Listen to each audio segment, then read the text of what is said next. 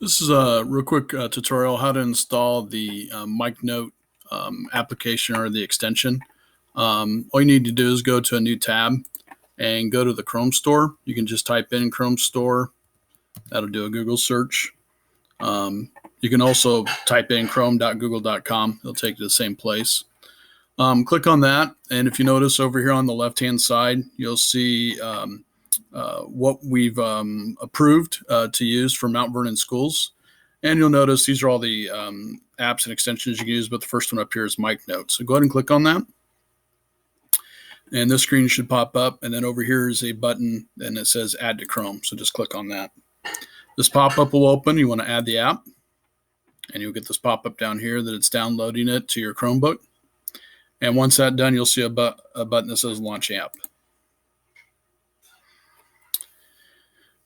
That will launch the MicNote app and will create your account, and that will bring